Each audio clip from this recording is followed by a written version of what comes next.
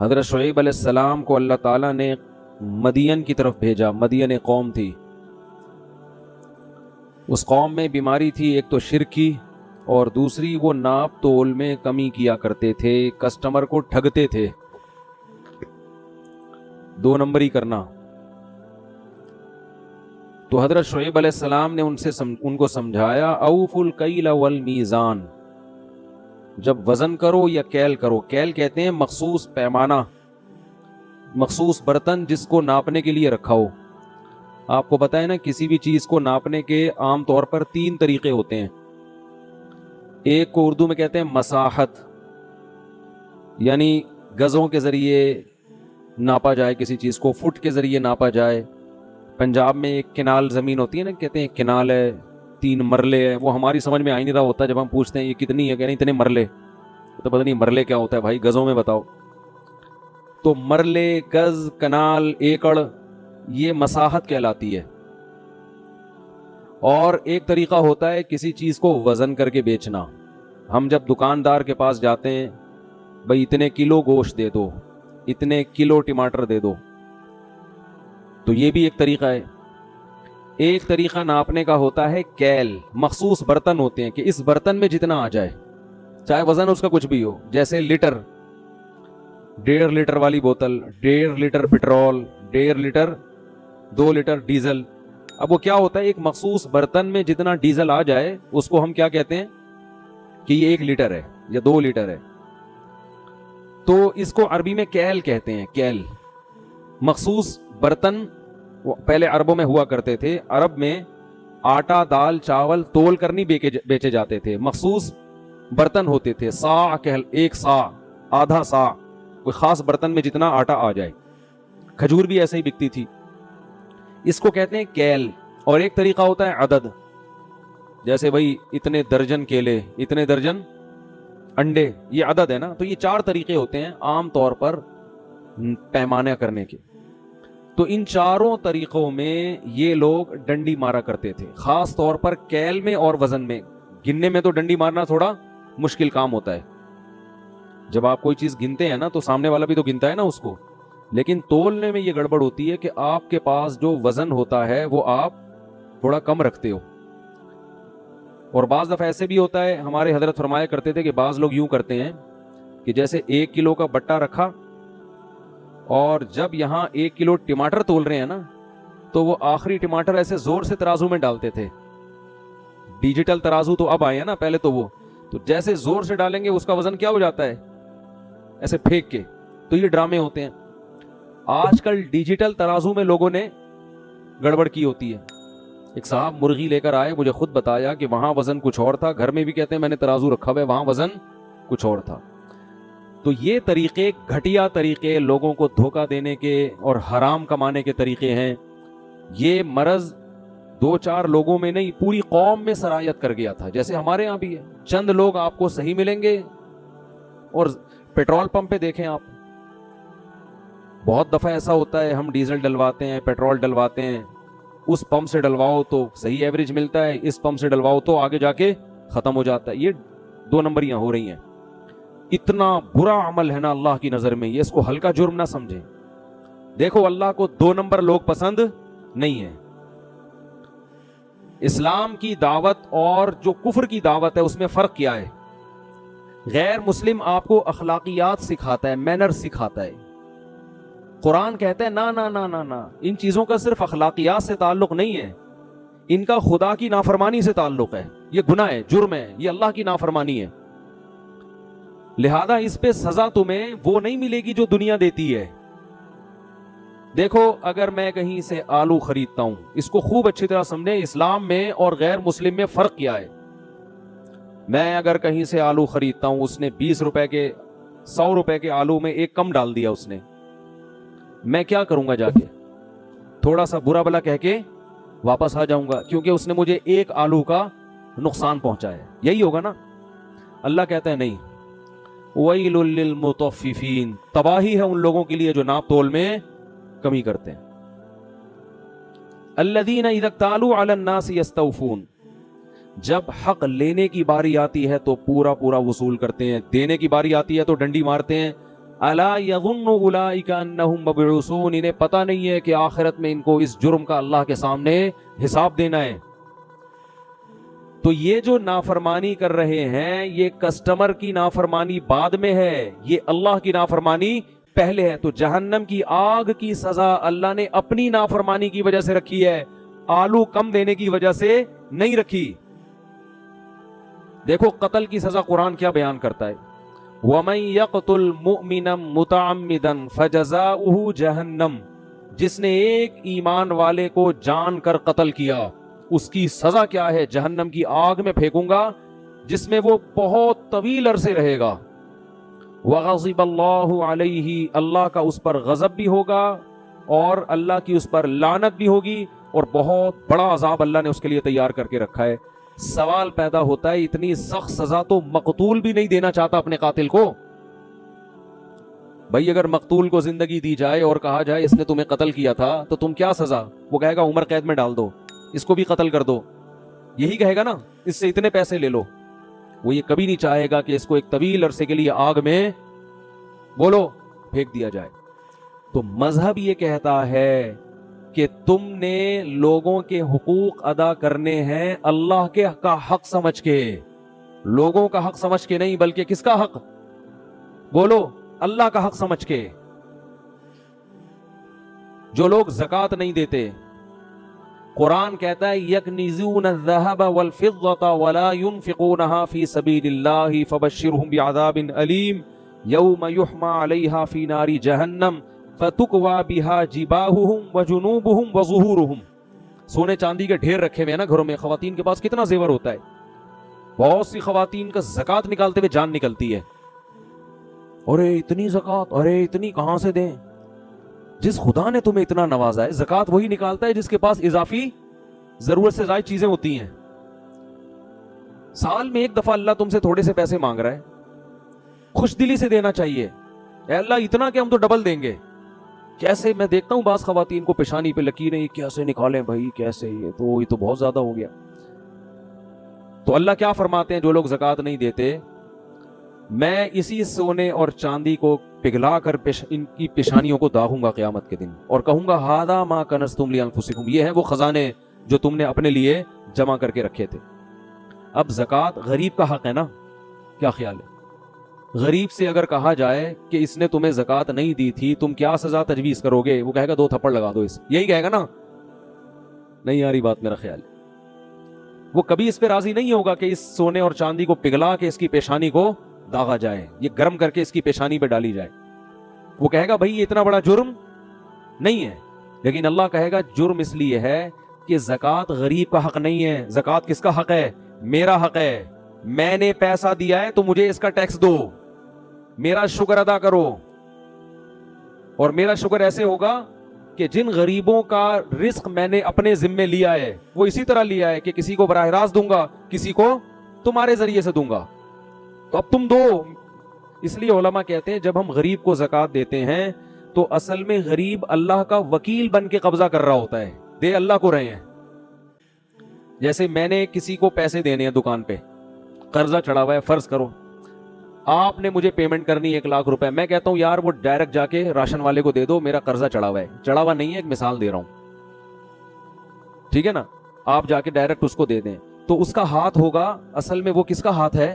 میرا۔ وہ میرا نمائندہ بن کے، وکیل بن کے قبضہ کر رہا ہے، آپ مجھے ہی دے رہے ہیں، ورنہ آپ کو اس سے کیا واسطہ؟ وہ کون ہے؟ آپ کا راشن سے کیا تعلق بھائی؟ تو اللہ تعالیٰ بھی ہم سے پیمنٹ مانگتے ہیں، بھائی میری پیمنٹ کا ٹائم آ گیا، مجھے دے دو۔ اگر تم شکر ادا کرتے ہو نا، مانتے ہو کہ پیسہ میں نے دیا ہے، تو نکالو پیسے۔ اے اللہ کہاں عرش پہ جائیں ہم تجھے دینے کے لیے؟ نہیں آ رہی بات میرا خیال ہے۔ اے اللہ ہم عرش پہ جائیں، ہم کہاں جائیں؟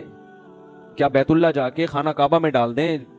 آغا خانی لوگ تو ڈال رہے ہوتے ہیں نا، وہ اپنے ان کو باباؤں کو دے رہے ہوتے ہیں، اور کچھ لوگ نٹی جھٹی کے پل پہ جا کے کچھ پرچیاں ڈال رہے ہوتے ہیں، پتہ نہیں وہ سمجھتے ہیں اللہ تک پہنچ جائے گی، یہ حضرت فلاں تک پہنچ جائے گی۔ اللہ نے سمپل طریقہ رکھا ہے، اللہ فرماتے ہیں مجھ تک پہنچنے کے لیے مجھے دینے کی ضرورت نہیں ہے، کچھ میرے نمائندے اور وکیل ہیں دنیا میں، اس نوعیت کے جو غریب تمہیں مارکیٹ میں نظر آئے، کوئی بھی نظر آئے تو بس وہ میرا نمائندہ ہے، اس کو پکڑا دو، نہیں دیا تو میں نہیں چھوڑوں گا تمہیں۔ سمجھ میں نہیں آ رہی بات؟ تو دیکھو اسلام اور غیر اسلام میں فرق یہ ہے کہ مسلمان مخلوق کا حق ادا کرتا ہے اللہ کا حکم سمجھ کے. عبداللہ ابن مسعود رضی اللہ تعالی عنہ اپنے غلام کو کوڑے مار رہے تھے. غلام پہ کیا کر رہے تھے؟ بہت سختی، ماتحت تھا، بہت ٹوکائی لگائی اس کی. آپ صلی اللہ علیہ وسلم نے دیکھ لیا، فرمایا للہ اقدر علیک منک علیہ، اے ابن مسعود تجھے جتنی اس غلام پر اللہ نے قدرت دی ہے نا مارنے کی، اللہ کو تجھے سزا دینے کی قدرت تجھ پر اس سے بھی زیادہ ہے. اب دیکھو اللہ کیوں سزا دے رہا ہے؟ بھائی غلام کو اگر کوئی زیادہ زیادہ مارے گا تو گورنمنٹ سزا دے گی نا، کہ بھائی جتنا اضافی مارا ہے تو آپ کو بھی اتنی. وَجَزَاءُ سَيِّئَةٍ سَيِّئَةٌ مِثْلُهَا، قرآن کہہ رہے ہے جیسی برائی ہے اسی کے بقدر بدلہ ہے. تو 3 کوڑے مارے تو 3 کوڑے لگ جائیں. ایسا ہی ہونا، دنیا کا یہی اصول ہے نا.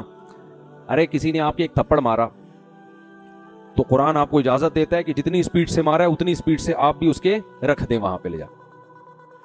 اجازت دی ہے قرآن نے. بہتر ہے کہ معاف کر دیں، لیکن اگر مارنا چاہتے ہیں تو ایک مارا ہے تو پھر 2 مارنے کی آپ کو اجازت نہیں ہے. جتنی انگلیاں اس کی چھپی ہیں اتنی ہی سپیڈ سے آپ نے بھی وہاں کیا کر دینی ہے؟ چھاپ دینی. ٹھیک ہے نا؟ ایسے نہیں مارنا کہ کل وہ اخبار میں آ جائے. وہ حضرت موسیٰ علیہ السلام نے جو مکہ مارا تھا نا جس پہ بندہ اخبار میں آ گیا تھا، وہ ان کی نیت تھی نہیں، اس کی قسمت تھی کہ وہ اگلے دن اس کا نام، پہلی سرخی تھی یہی کہ حضرات فلاں جگہ پر ایک فرعونی کی لاش ملی ہے، سمجھ میں نہیں آ رہا کہ وہ مرا کیسے ہے. تو آپ کو اجازت دی ہے، لیکن اللہ کیا سزا دے رہا ہے؟ عبداللہ بن مسعود رضی اللہ تعالی عنہ کو نبی نے فرمایا، حضرت عبداللہ بن مسعود نے نا وہ آزاد کر دیا غلام کفارے کے طور پر، کہ جو میں نے زیادہ اس پہ زیادتی ہو گئی ہے تو اس کا کفارہ کیا ہے؟ آزاد ہو جائے. تو آپ نے کیا فرمایا؟ اگر تم اس کو آزاد نہ کرتے تو جہنم کی آگ تمہیں چھوتی، آگ کا کچھ نہ کچھ حصہ پہنچتا تمہیں جو تم نے اس پہ اس کے ساتھ زیادتی کی ہے. تو اب دیکھو یہی بات ہے کہ غلام پر ظلم یا زیادتی کرنا یا ماتحتوں پہ ظلم زیادتی کرنا، ایک نوعیت تو اس کی یہ ہے کہ وہ آپ کا غلام ہے، ایک نوعیت کیا ہے؟ وہ اللہ کا بندہ ہے اور اللہ نے آپ پر پابندی لگائی ہوئی ہے. لہذا پنشمنٹ کس کی طرف سے ہوگی؟ اللہ کی طرف سے. حکم دینے والا جب تبدیل ہوتا ہے تو حکم کی نوعیت کیا ہو جاتی ہے؟ چینج. ہر جرم ایک جیسا نہیں ہوتا. آپ کو آپ کا بھائی کہتا ہے پانی لے کر آؤ، بڑا بھائی کہتا ہے آپ نہیں لاتے، یہ بھی جرم ہے. یار بڑا بھائی آپ سے 15 سال بڑا ہے اور آپ سے پانی منگوا رہے ہے اور آپ ڈھیٹ بن کے بیٹھے ہوئے ہو، لیکن آپ کا باپ بولتا ہے پانی لے کر آؤ. چھوٹا جرم ہے بڑا جرم ہے؟ حالانکہ ایک ہی جنس ہے نا، وہاں بھی پانی نہیں لے کر آئے اور یہاں بھی پانی نہیں لے کر آئے، لیکن آرڈر دینے والے کی آرڈر سے نوعیت میں فرق. اور جناب آپ ڈی ایس پی صاحب بیٹھے ہوئے ہیں اور ایک عام پولیس والے کو ڈی ایس پی صاحب کہتے ہیں، کچھ بھی آرڈر دیا ڈی ایس پی صاحب نے کہ جاؤ ذرا فلاں کی انکوائری کر کے آؤ، وہ جا ہی نہیں رہا، ہل ہی نہیں رہا ہے، ہو سکتا ہے سسپینڈ کر دے اس کو. اس پہ ایک آفیسر، بہت بڑا فوج میں آفیسر، ایک عام فوجی کو آرڈر دیتا ہے کہ جاؤ ٹریننگ کے دوران نا چھوٹا سا کام لگا دیا کہ جاؤ دوڑ کے یہ لے کر آؤ، کوئی ٹریننگ کے دوران وہ نہیں آ رہا، کہہ رہا سر میں نہیں آ رہا، ہو سکتا ہے ٹریننگ سے باہر نکال دیا جائے. اب آپ کہیں یار میرے بھائی نے مجھے بولا تھا یہ لے کر آؤ، میں نہیں لے کر آیا تو اس نے تو گھر سے باہر نہیں نکالا. یہ آرمی کا عجیب سیٹ اپ ہے یار، مجھے آفیسر نے کہا یہ کرو، میں نہیں کر رہا، میرا کورٹ مارشل ہو گیا. بھائی نوعیت کیا ہو رہی ہے؟ مختلف. تو سب سے سنگین غلطی، سب سے سنگین نافرمانی یہ ہے کہ جو اس کائنات کو بنانے والا، جس نے آپ پر احسانات کی بارش کی، احسانات کے سمندر میں ڈبو دیا آپ کو، آپ اس کے آرڈر کو فالو نہ کریں، اس سے بڑا جرم دنیا میں کوئی نہیں ہے. لیکن اس کی رحمت چونکہ اس کے غصے پر غالب ہے، اس لیے اس نے ایک رحمت والا معاملہ کیا ہے کہ ایک دفعہ بھی جرم کرو گے نا تو اصولی طور پر تو اس کی سزا یہ بننی چاہیے تھی کہ میں تمہیں جہنم کی آگ میں ڈالوں، لیکن موت سے پہلے میں نے توبہ کا آپشن رکھا ہے. یہ آپشن گھروں میں نہیں ہوتا.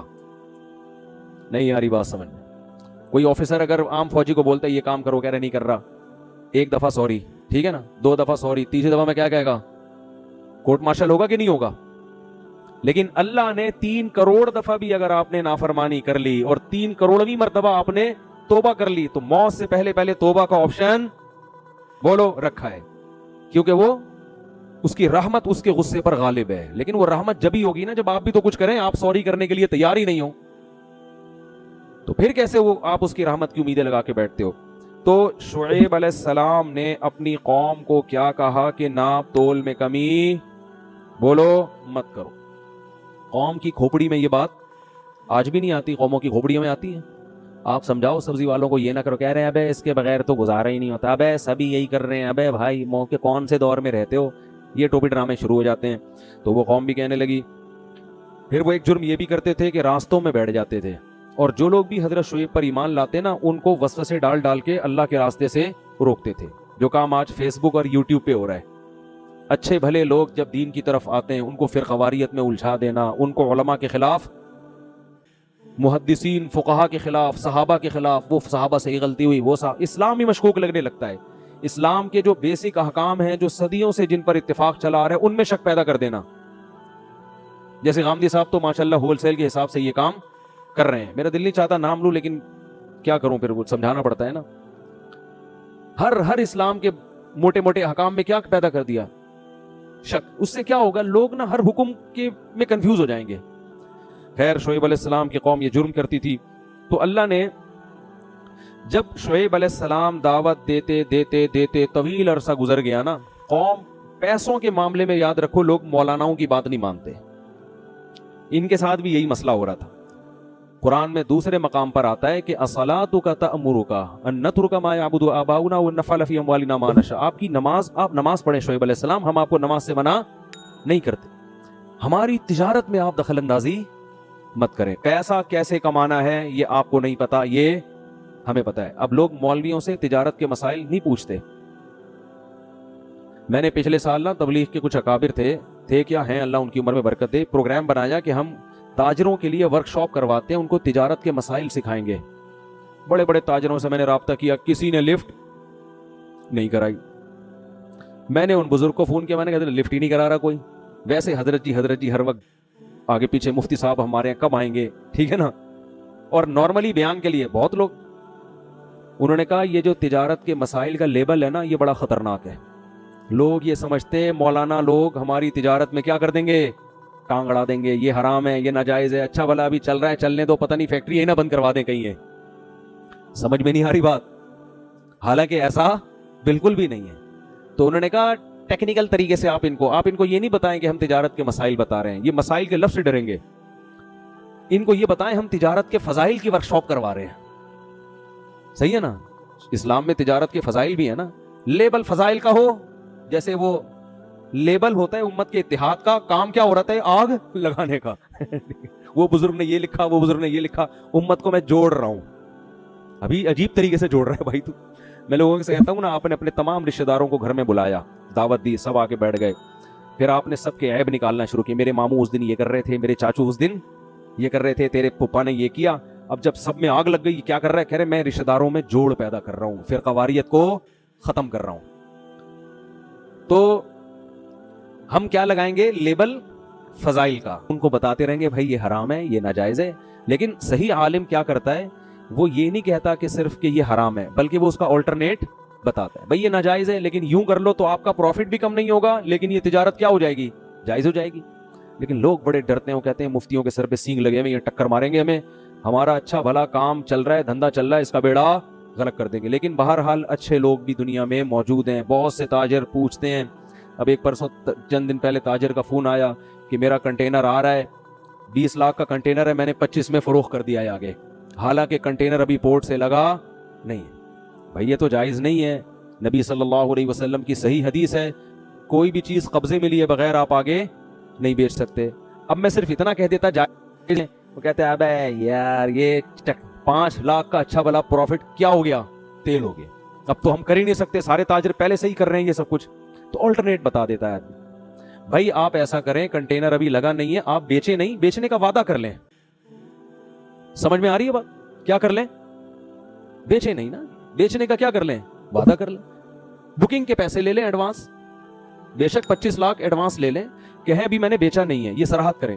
کنٹینر پہلے لگے گا, میرے قبضے میں آئے گا, اس کے بعد میں آپ کو بیچوں گا, اور اس وقت آپ کو یہ حق حاصل ہوگا کہ آپ خریدنے سے انکار کر دیں, کیونکہ ابھی بیچا ہے نہیں. انکار کریں گے آپ کو آپ کی پیمنٹ واپس مل جائے گی، لیکن عام طور پر ایسے موقع پہ کوئی انکار کرتا ہے نہیں. سمجھتے ہو کہ نہیں سمجھتے ہو؟ تو ایک چیز قبضے میں ہے نہیں، ایسے بیچ در یہ تو ایک قسم کا سٹا ہے یہ، اور یہی ہو رہا ہے فوریکس ٹریڈنگ میں، یہی ہو رہا ہے نا. آپ دیکھو جو انٹرنیٹ پہ ٹریڈنگ ہو رہی ہے زیادہ تر، تو قبضے میں لائے بغیر چیز بیچ نہیں سکتے. ہاں پلاٹ ایسی چیز ہے جو اگر آپ نے خرید لیا تو قبضہ کیے بغیر بھی بیچ سکتے ہیں. سمجھتے ہو کہ نہیں سمجھتے ہو؟ تو پلاٹوں کی فائلیں تو ادھر ادھر، لیکن اس میں بھی یہ ضروری ہے کہ خریدا ہو، آپ کی ملکیت میں آ گیا ہو، اور یہ پتا ہو کہ ہے کہاں. اب یہ مسائل کا پورا سیشن شروع ہو جائے گا، پھر میں آگے چلتا ہوں. یہ تو واضح و نصیحت کی باتیں ہیں نا. تو خرید و فروخت کے اسلام کا ایک نظام ہے، آپ نے اس نظام کو فالو کرنا ہے. ہم انگریز نہیں ہیں کہ جیسے چاہیں تجارت کریں. وہ تو کرتے رہتے ہیں، پتہ نہیں کیا کیا چیزیں نکال رہے ہوتے ہیں. 4 آدمی کو تم یہ بیچو تو وہ آگے ہر 4 میں سے ہر ایک آگے 4 کو بیچے گا، تو ان کا بھی پروفٹ تمہیں ان کا تجھے کس کھاتے میں مل رہا ہے؟ ان کا پروفٹ ہے بھائی.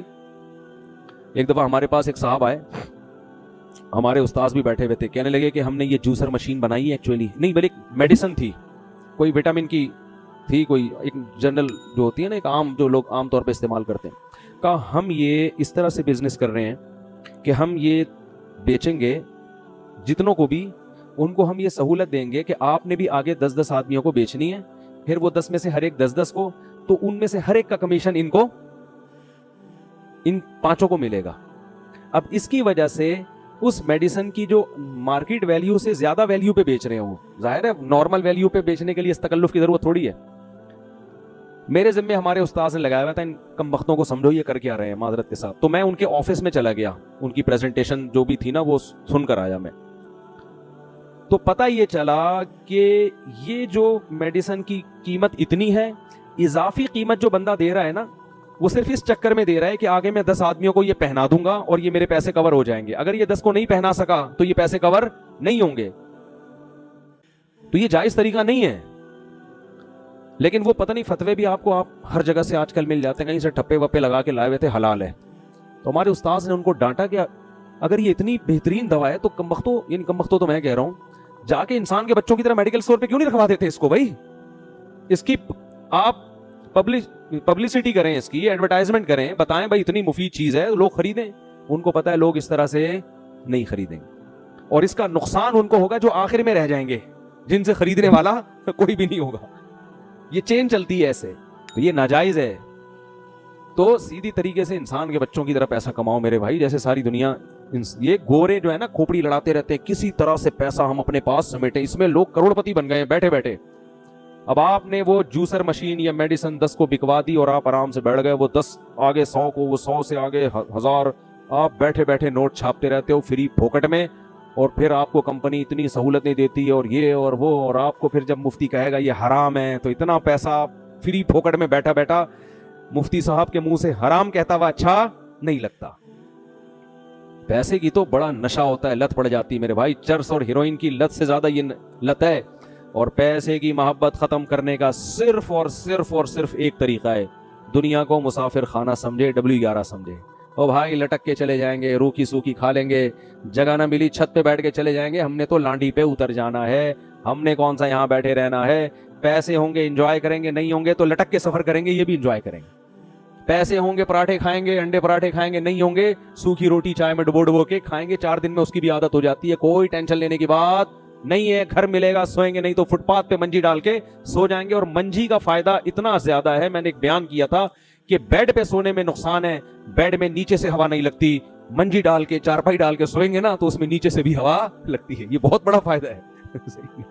تو پیسے کو زیادہ اپنا باپ مت بناؤ، یہ کچھ بھی نہیں ہے. مل جائے اللہ کی نعمت ہے، نہیں تو کوئی ٹینشن والی بات نہیں ہے. نکالو اس کو دل سے، اس گٹر کو. ایسا نوٹوں پہ مر رہے ہیں یار. انسان تمہیں اللہ نے بنایا، تم چیزوں پہ مرتے ہو، مٹی کی بنی ہوئی چیزوں پہ. تبلیغ والے کہتے ہیں نا گشت کے دوران، یہ کھڑی مٹی اور یہ کیا ہے، پڑی مٹی. لوگ کہتے ہیں بیوی بچے ٹینشن دیں گے جب پیسہ کم ہو جائے گا. بیوی بچوں کو بولو بھائی اسی میں گزارا کرنا ہے کرو، نہیں تو پتلی گلی سے نکلو. بیوی بچوں کی بھی زیادہ ٹینشن نہ لو. یہ بیوی اور بچے بھی مسافر خانہ میں ملے ہوئے ہیں آپ کو، یہ کون سا ہمیشہ رہیں گے. نہیں آ رہی بات میرا خیال ہے سمجھ میں. تو کسی چیز کو اپنے اوپر مسلط کرنے کی ضرورت نہیں ہے. غربت میں اگر بیوی بھاگ جائے نا آپ کی، تو اس کا مطلب یہ اچھی بیوی تھی نہیں. میرے پاس لوگ آتے ہیں, کسی کے میں راز فاش نہیں کر رہا, بہت لوگ آتے ہیں, پیسہ تھا تو بیگم ہمارے ساتھ تھی, اب میں غریب ہو گیا ہوں, جاب چھوڑ گئی ہے, بیگم کیا ہو گئی ہے, بھاگ گئی. وہ میرے پاس آتے ہیں کہ میں ان کو تعویذ بتاؤں کہ واپس آ جائے. میں ان سے کہتا ہوں شکر ادا کرو, بے وفا عورت بھاگ گئی ہے. آزمائش میں پتہ چلتا ہے. میں نے کہا اب اگر پیسہ آئے اس کو واپس مت لانا. میں نے کہا وہ اس کے دل میں تمہارا غم نہیں ہے, وہ اسے تم یاد نہیں آ رہے جس نے اتنا کھلایا, اور تم اس پر احسان کر کے بھی اس کو یاد کر رہے ہو, اور اس کی بے وفائی کے بعد بھی یاد کر رہے ہو. غیرت مند آدمی غیرت مند سے دل لگاتا ہے, جن کے دل میں غیرت نہیں ہے ان سے محبت نہیں کرتا. میں کہتا ہوں شکر ادا کر, ایسا موٹیویٹ کر کے بھیجتا ہوں, وہ الٹے تعویذ لے کے جا رہا ہوتا ہے کہ واپس نہ آئے. صحیح نا, اس کو میں اور پکا کر دیتا ہوں. میں نے کہا دفعہ لعنت بھیجو, کہہ رہے بچے بھی بھاگ گئے. میں نے کہا ایسے بچوں پہ بھی لعنت بھیجو. غیرت مند بچے ہونے چاہیے جو باپ کا غم میں ساتھ دیں. نہیں دے تو دفعہ, تو باپ ہے یار, تو بیٹا, تو اولاد تھوڑی ہے. باپ میں اللہ نے استغنا رکھا ہے. دیکھو چھوٹے بچوں کو تو محبت بہت زیادہ دو, میرے بچے میرے, ان کو لانے کی بھی کوشش. جب بڑے ہو جائیں تو اب ان کی ذمہ داری آپ کو عزت دیں, تو آپ ان کو محبت دو بشرطے کہ وہ بھی آپ کو محبت دیں. نہیں دے رہے, بیٹا ہم نے پال پوس کے بڑا کر دیا, آپ پر ہم نے احسان کیا, تمیز سے رہنا ہے رہو, نہیں تو پتلی گلی سے نکلو. ہم نے آپ کو اپنے لیے پالا ہی نہیں ہے, ہم نے آپ کو آپ کے لیے پایا, آپ پر احسان کرنے کے لیے, خدا کا حکم سمجھ کے, اپنی خدمت کے لیے نہیں. خدمت کرو گے اللہ راضی ہو جائے گا, نہیں کرو گے جاؤ یہاں سے. تھوڑا سا اسٹائل اپنا چینج کرو گے تو اچھی سی, ورنہ بھائی دنیا تو بڑی نالائق ہے, تمہیں غم دے دے کے جان سے مار دے گی, روئے گی بھی نہیں. وہ بیوی بھاگ گئی, وہ میرا بچہ میرے ساتھ یوں کر رہا ہے, میرے ماموں نے یہ کر دیا, میرے چاچو نے یہ کر دیا. ابے میں نے اس پر اتنا احسان کیا, آج وہ مجھے آنکھیں دکھا رہا ہے, تو تو کیوں احسان کیا بھائی؟ تو نے اس لیے احسان کیا تھا کہ وہ تجھے جھکے گا تیرے سامنے. کون جھکتا ہے؟ سبزی والے پر میں نے کتنا احسان کیا تھا. غریب آدمی کمبخت کے گھر میں بیٹھنے کی جگہ نہیں تھی, فرش پہ بیٹھتا تھا, وہ کتنا پیسہ اس کو ہم نے کھلایا, اور اسٹیمپ پیپر کے انگوٹھے مجھے گفٹ میں دے کے چلا گیا. اب ہم روتے رہے, ابے میں نے احسان کیا. ابے بھائی تم نے احسان کیا تھا, اگر اللہ کے لیے کیا تھا تو اللہ راضی ہو جائے گا. بزنس کے لیے کیا تھا تو بزنس میں تو یہ ہوتا ہے. تو جب تک دنیا کو مسافر خانہ نہیں سمجھو گے میرے بھائی, دنیا تمہیں ایسا چترول لگائے گی نا. یہ بڑی بے شرم اور غیرت لیس دنیا ہے یہ. اب گالیاں تو نہیں دے سکتا نا میں ممبئی میں بیٹھ کے, اس لیے میں تھوڑا انگلش ملا کے, ورنہ اس کو جتنی گالیاں دی جائے نا یہ کیا ہے, کم ہے. سے زیادہ دل صرف کس سے لگاؤ, اللہ سے. اللہ وفا کرتا ہے, تھوڑا کرو گے بہت زیادہ دے گا. ابراہیم علیہ السلام نے دنیا سے نہیں اللہ سے وفا کی تھی. اللہ کہتے ہیں واتخذ اللہ ابراہیم خلیلا, اللہ نے ابراہیم کو اپنا جگری دوست بنا لیا, خلیل بنا لیا. یعقوب علیہ السلام نے کس سے وفا کی؟ اللہ سے. کیسا نوازا اللہ نے. تو اللہ سے وفا کرو گے تو بھائی سب کچھ ملے گا. باقی دنیا کے ساتھ اچھا سلوک کرو, سب کے ساتھ اچھے رہو, بے وفائی نہ کرو, معاہدے مت توڑو, اپنا الو سیدھا رکھو. پھر بھی سیدھا چلتا ہے, کوئی چلے نہیں چلے تو. اور یاد رکھو آدمی جب خود غلط ہوتا ہے تو پھر اس کی وجہ سے جو اس کو غم پہنچتے ہیں نا, ان میں صبر کی توفیق نہیں ملتی. خود سیدھا ہو, پھر اگر ٹینشنیں بھی ملیں گی, ان ٹینشنوں میں اللہ صبر کی توفیق دیتا ہے. تو خیر میں جلدی سے بیان ختم کرتا ہوں, کہاں سے کہاں چلا گیا. تو وہ جو ہے نا, جب ان کو سمجھا رہے بھائی تم قحط زدہ لوگ نہیں ہو, کھاتے پیتے لوگ ہو, کیوں ڈنڈی مار رہے ہو, تو قوم کے پاس کوئی جواب نہیں تھا. وہ کہنے لگے لنخرجنک یا شعیب, اے شعیب ہم تجھے اپنی بستی سے نکال دیں گے, بہت زیادہ ہو گئی ہے, ہم کیا کریں گے, آپ کو اپنی بستی سے نکال دیں گے. اور اللہ فرماتے ہیں فاخذتهم الرجفۃ, ایک زلزلے نے ان کو پکڑا ہے. فاصبحوا فی دارہم جاثمین, صبح جب اٹھے تو سارے اوندھے منہ مرے ہوئے تھے. ناپ تول میں کمی کرنے سے بھی زلزلے آتے ہیں. جب تجارت میں لوگ خیانتیں کرتے ہیں, جھوٹ بولتے ہیں, ان سے بھی کیا ہوتا ہے, آسمانی آفتیں آتی ہیں. تو جب وہ قوم الٹ گئی, اللہ فرماتے ہیں فتولی عنہم, حضرت شعیب علیہ السلام نے بستی کے قریب جا کے کہا, پیٹ پھیری اور کہا یا قوم لقد ابلغت رسالات ربی, اے میری قوم میں نے اپنے رب کا پیغام تم تک پہنچا دیا. ان مردوں سے خطاب کر رہے ہیں عبرت کے لیے. وَنَصَحْتُ لَكُمْ, اور میں نے تمہارا بھلا چاہا تھا, تمہارا برا نہیں چاہا تھا. فَكَيْفَ آسَىٰ عَلَىٰ قَوْمٍ كَافِرِينَ, اب بتاؤ میں تم پر افسوس کیسے کروں. یعنی ایسے موقع پہ تو افسوس ہونا چاہیے نا, بیچارے مر گئے, لیکن پتہ نہیں مجھے افسوس ہو نہیں رہا, کیونکہ میں نے تو تمہاری خیر خواہی میں اپنی صلاحیت کو پورا خرچ کر دیا تھا, اب مجھے تم پر رونا نہیں آ رہا. تو اس لیے بھائی اس بات کا بڑا خیال کیا کریں, مالی معاملات میں 2 نمبری بولو نہ کریں. بہت 2 نمبریاں ہو رہی ہیں. کمپنیاں بھیجتی ہیں آپ کو گاڑی ریپیئر کروانے کے لیے, جتنے کی ریپیئر ہو بل بنا کے لے آنا. دونوں طرف سے کھانچے کھلے ہوئے ہیں. میکینک سے کھانچا یہ کھلا ہوا ہوتا ہے کہ بل زیادہ بنا کے دینا. 1000 کا کام ہوا ہے تو بل کیا بنے گا؟ 1200 روپے کا. زیادہ بنانے کے عوض میں 50 تیرے اور 150 میرے. یہ ہو رہا ہے سعودی عرب میں بھی ہو رہا ہے, دبئی میں بھی ہو رہا ہے, اور ماشاءاللہ ہمارے ملک میں تو سب سے زیادہ ہو رہا ہے. تو یہ ناجائز ہے. یہ کہاں سے جائز ہو گیا؟ خیانت کیوں کر رہے ہو آپ اس کے ساتھ؟ ہوتا ہے کہ نہیں ہوتا؟ ایک صاحب نے مجھے اپنا واقعہ سنایا کہ ایک عربی ایکسیڈنٹ ہو گیا میرا عربی کی گاڑی سے, غلطی عربی کی تھی, تو شرطوں نے پکڑ لیا, تو شرطوں نے عربی پہ جرمانہ ڈالا. اب وہ جرمانہ یہ ڈالتے ہیں کہ بھئی جو پارٹس خراب ہوئے ہیں ریپیئر کروانے ہیں یا نئے بنوانے ہیں. تو اگر ریپیئر کروانے ہیں تو ان کے پیسے الگ ہیں, نئے بنوانے ہیں تو کہہ رہے میں نے کہا نئے بنوانے ہیں. اس نے نئے کے پیسے دیے, کہہ رہے میں نے نئے بنوانے کے بجائے انہیں کو ریپیئر کروا دیا. یہ بھی غلط ہے, ناجائز ہے. سمجھ میں آ رہی ہے بات؟ کیونکہ قرآن کہہ رہے وَجَزَاءُ سَیِّئَةٍ سَیِّئَةٌ مِثْلُهَا, جس نے برائی کی ہے نا تو تم اس سے اتنا بدلہ لے سکتے ہو کہ اس برائی کی تلافی ہو جائے. تو تلافی ریپیئرنگ میں ہو رہی ہے تو نئے پارٹ ڈالنے کی آپ کو کیا ضرورت؟ اور اگر آپ سمجھتے ہو کہ نئے پارٹس ڈالے بغیر تلافی نہیں ہوگی تو آپ سچ کیوں نہیں بول رہے اس کے ساتھ؟ تو ہر جگہ چونا لگایا جا رہا ہے, ہر جگہ 2 نمبری, ہر جگہ پیسوں میں خیانت. کوئی کسی کا حق دینے کے لیے تیار نہیں ہے. اللہ کو سخی لوگ پسند ہے. پیسہ ایسے خرچ کیا کرو, ایسے اڑایا کرو, مزہ نہ آئے پیسے واپس. اچھا لگتا ہے آدمی, گھر میں بھی اچھا لگتا ہے, بیوی کو بھی اچھا لگے گا, بچوں کو بھی اچھا لگے گا, دوستوں کو بھی اچھا لگے گا, اللہ کو بھی اچھا لگے گا. ایسے بیٹھے ہوئے ہوتے ہیں نا, اتنے اکاؤنٹ میں پیسے رکھ کے وہ جمع کیے ہوئے ہیں, ویسے دیکھتے رہتے ہیں اتنے کروڑ ہو گئے, اتنے کروڑ. ابے نکال کے خرچ کرو یار, کھاؤ, خریدو, کچھ بھی خرید کے بیچو, بزنس کے لیے نکال لو, رکھو نہیں. یہ رکھنے والی چیز نہیں ہے. ہاں اتنا نہ کرو کہ کل دوسروں سے بھیک مانگنی پڑے. اپنی بنیادی ضرورتوں کو پورا کرنا چاہیے پہلے انسان کو. لیکن اللہ کو سخی آدمی پسند ہے, اللہ بھی سخی ہے. وقالت الیہود ید اللہ مغلولہ, کل جو ہم نے قرآن پڑھا نا اس میں یہودی کہتے تھے کہ اللہ ہمیں صحیح طرح دیتا نہیں ہے جیسے دینا چاہیے نا, ہمارے ایکسپینسز زیادہ ہیں, ٹھیک ہے نا, اور ارننگ اس حساب سے بولو کم ہے. جبکہ ہم نے علماء سے سنا ہے, بڑے غریب علماء سے بھی ہم نے سنا, کہتے ہیں میرے جتنے خرچے ہیں نا اللہ مجھے اس سے کئی گنا زیادہ دیتا ہے. جب دل بڑا ہوتا ہے تو انسان ایسی باتیں کرتا ہے. میرے شیخ حضرت مفتی رشید احمد صاحب رحمہ اللہ تعالیٰ کی دارالعلوم کورنگی میں تنخواہ بہت تھوڑی تھی, اور پورے سال پیسے جمع کر کے نا, اپنی تنخواہ سے بچا کے پیسے جمع کر کے پھر لاہور کا اپنے شیخ کی زیارت کے لیے ایک دفعہ سفر کرتے تھے. یعنی ٹرین کے ٹکٹ کے لیے تنخواہ بچا کے سال میں ایک دفعہ ٹکٹ کے پیسے بنتے تھے. اور فرماتے ہیں اس دور میں حضرت کیا کہتے تھے, اللہ نے مجھے اتنا دیا ہے کہ میری ضرورتوں سے کروڑہ گنا زیادہ ہے. کیونکہ ضرورت تو ہماری یہ ہے کہ 2 وقت کی روٹی مل جائے اور رات سونے کے لیے سر چھپانے کی جگہ مل جائے, بس. یہ کیا ہے؟ باقی غریبیاں ہیں. کہتے اللہ نے غریبیاں 2 کے بجائے 3 وقت کی روٹی مل رہی ہے, سال میں ایک دفعہ لاہور کا سفر بھی ہو رہا ہے, یہ تو غریبیاں ہے نا. نہیں آ رہی بات, میرا خیال ہے سوال.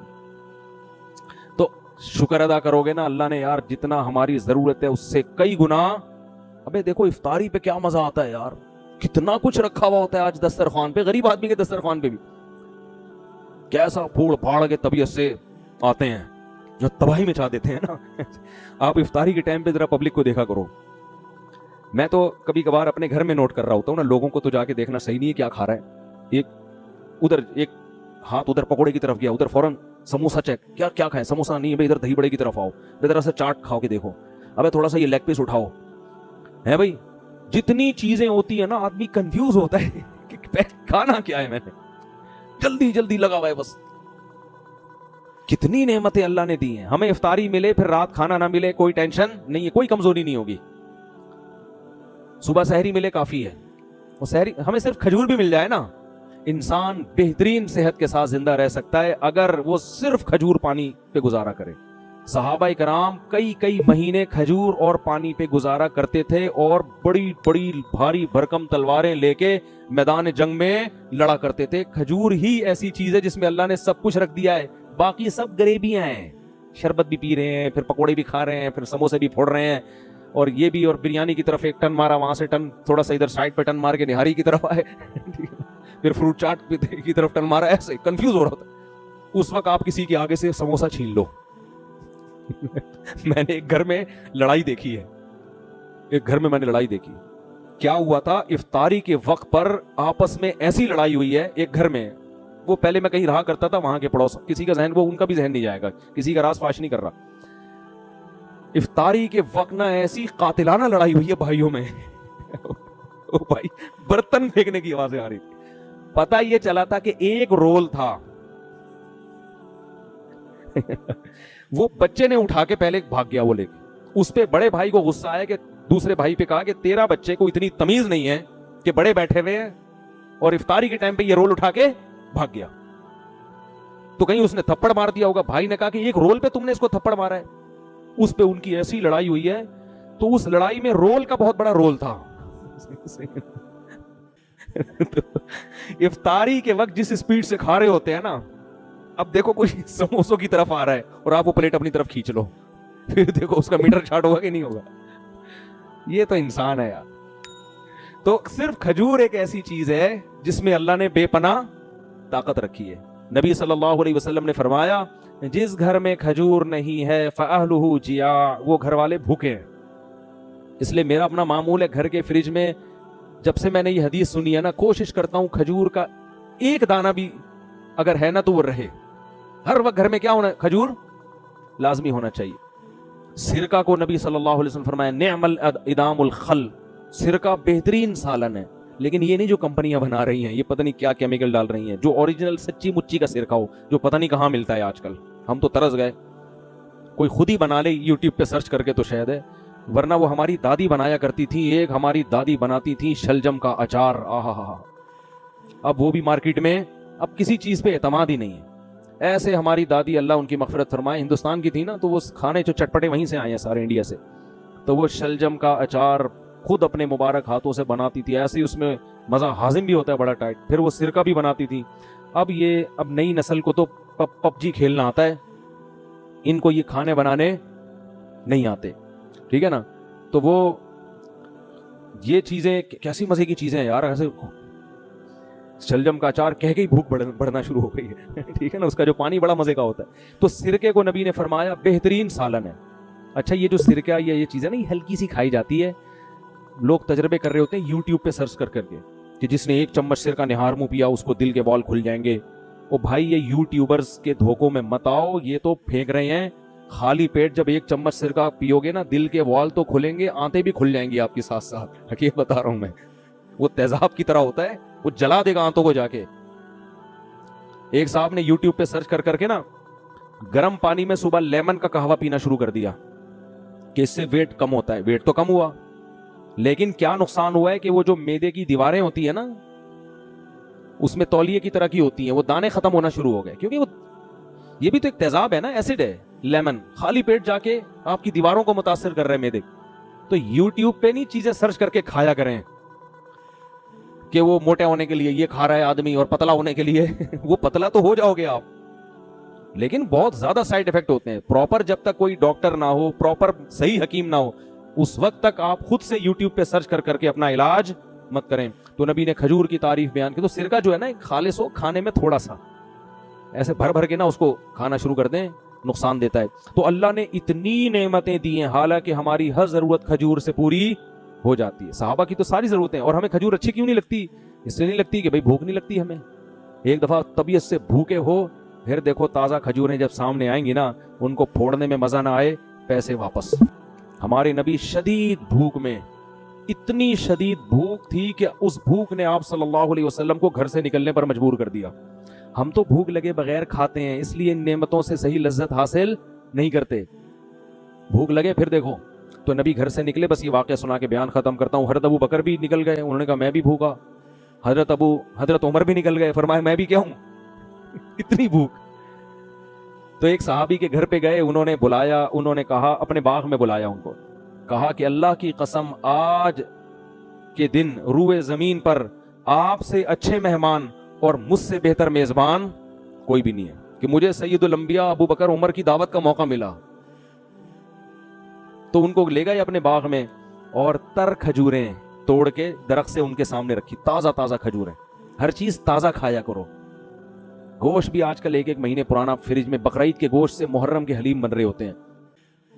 وہی کنجوسی والی بات ہے نا, کھاؤ پیو, کل اللہ اور کل دوبارہ بکرا کاٹ لینا یار. اللہ نے آج کل لوگوں کو وسائل دیے. جو غریب آدمی ہے وہ پھر وہ جو ہے سبزی کھا لے, کیا خیال ہے, تازہ کھائے نا. اور چلو اللہ نے کسی کو غریب بنایا ہے وہ اسٹور کر لے, لیکن جس کو اللہ نے دولت دی ہے وہ کیوں اسٹور کر رہا ہے؟ غریب اسٹور کرے, سمجھ میں آتا ہے. تو میں لاکھوں پتی لوگوں کو دیکھ رہا ہوں کہ فریج کا دروازہ کھولو نا, چیزیں گر رہی ہوتی ہیں دھڑم دھڑم کر کے. تو کھجور ان کے سامنے لا کے رکھے آپ صلی اللہ علیہ وسلم کے سامنے. آپ صلی اللہ علیہ وسلم کتنی شدید بھوک میں کھجور کھائی اور پھر کنویں کا تازہ پانی پیا, اور پھر آپ صلی اللہ علیہ وسلم نے فرمایا لَتُسْأَلُنَّ يَوْمَئِذٍ عَنِ النَّعِيمِ, ان نعمتوں کے بارے میں کل تم سے قیامت کے دن سوال ہوگا. کیسے شدید بھوک میں ہماری حالت خراب تھی, کیسی تازہ کھجوریں اور اس کے اوپر پانی. سمجھتے ہو کہ نہیں سمجھتے؟ تو بہت نعمتیں اللہ نے دی ہیں, اس لیے ہر وقت یہ نہیں کہ پیسے ہی نہیں ہے, میں یہ مرا جا رہا ہوں, میں یہ ہو رہا ہوں. اللہ کو یہ اسٹائل پسند نہیں ہے. یہ یہودیوں کا اسٹائل تھا کہ اللہ کے ہاتھ بندے میں پیسہ ہی نہیں دیتا. تو جبکہ علماء اور بزرگوں کا اسٹائل کیا ہوتا ہے, کھانے کو نہیں ہے پھر بھی کیا کہہ رہے ہیں, اللہ کا دیا بہت ہے, میری ضرورتوں سے اللہ نے بہت زیادہ مجھے عطا کیا ہے. تو اس میں پھر کیا ہوگا کہ حلال کماؤ گے, ناپ تول میں کمی نہیں کرو گے. جب آپ سمجھ رہے ہو مجھے زیادہ ملا ہوا ہے تو مجھے کیا ضرورت ہے ٹھگنے کی اور جھوٹ بولنے کی. اللہ تعالیٰ سمجھنے کی, عمل کی توفیق عطا فرمائے.